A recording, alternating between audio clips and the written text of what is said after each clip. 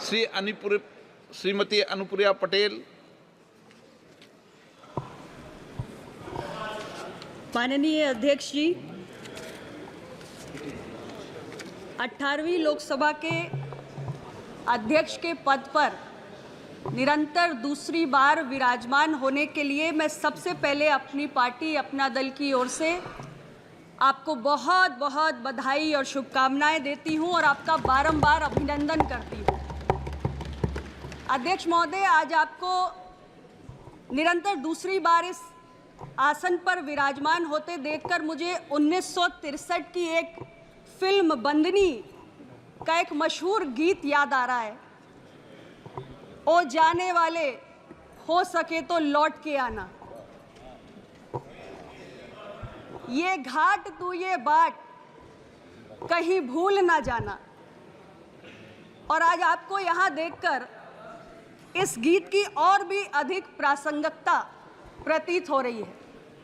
मुझे 17वीं लोकसभा का अंतिम दिन याद आ रहा है अध्यक्ष महोदय, जब हम सभी ने बड़े भारी मन से आपको विदाई दी थी, लेकिन अपने शब्दों में पिरोकर हमने अपने इसी मनोभाव को उस समय आपके समक्ष रखा था कि वो जाने वाले, हो सके तो लौट के आना, और आप लौट कर आए हैं।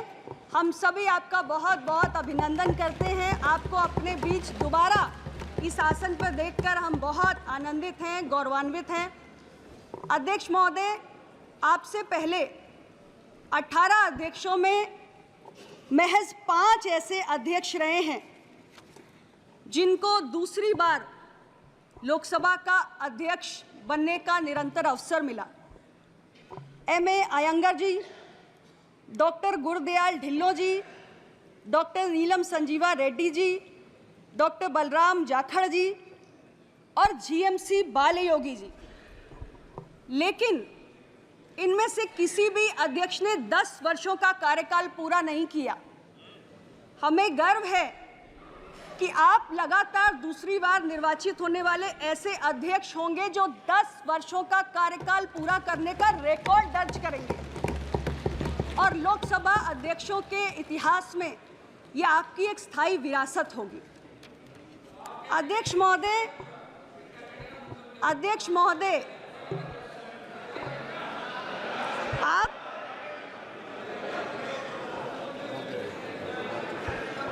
महोदय, हम सभी सांसद तो यहाँ केवल अपने अपने निर्वाचन क्षेत्र का प्रतिनिधित्व करते हैं, लेकिन आप पक्ष और विपक्ष इस पूरे सदन का प्रतिनिधित्व करते हैं और इस सदन की गरिमा के साथ साथ इसकी शक्ति का भी प्रतीक है। और आपका जो 17वीं लोकसभा का कार्यकाल रहा वो तमाम उपलब्धियों से भरा हुआ रहा। अध्यक्ष महोदय, आपने एक निष्पक्ष अध्यक्ष के रूप में अपनी छवि को गढ़ा है और अनेक उपलब्धियां आपके उस कार्यकाल की रही हैं, जिसका जिक्र मुझसे पूर्व के वक्ताओं ने भी किया है। मैं आपके इस कार्यकाल में यही उम्मीद करती हूं कि आपके कुशल मार्गदर्शन में तमाम और उपलब्धियों के नए अध्याय जुड़ेंगे और पक्ष विपक्ष हम सभी को, लोकतंत्र को आपके मार्गदर्शन में मजबूत करने का एक और सुनहरा अवसर मिलेगा। पुनः आपको बहुत बहुत बधाई और ढेर सारी शुभकामनाएं। E.T. Mohammad Bashir. Sir, on behalf of Indian Union Muslim League and myself, I wish to express my heartfelt congratulations for your renewed assignment. Sir, Speaker, of course, is a unique position, and Speaker as a protector of the House and the guardian of the members, irrespective of caste and creed or any other division, we have to be ensured justice by all means. Sir, impartiality should be the mantra of this House. Sir, we had bitter experience in past. Various occasions, opposition was oppressed and depressed. We all know that, which should not be repeated. Voice of the opposition, as correctly mentioned by the leader of opposition, Shri Rahul ji, should be honored by all means, sir.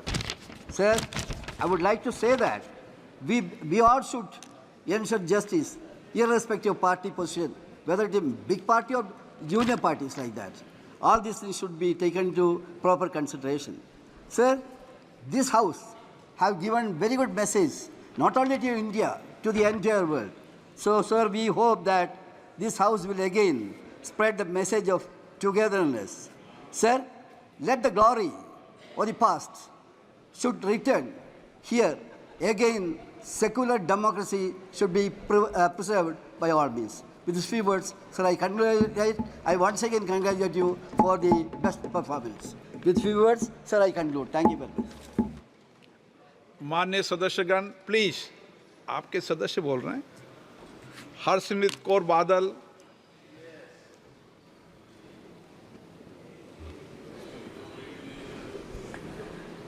Shukriya, sir. On behalf of my party, Shiromani Akali Dal, I rise to congratulate you on your successful election as Speaker for the second term. Sir, एक छोटे से राज्य की छोटी सी regional party का एक लौता member जो चौथी बारी यहाँ पहुँचा है, मैं इस सदन में खड़े होकर मैं इस चीज़ का फिक्र करती हूँ कि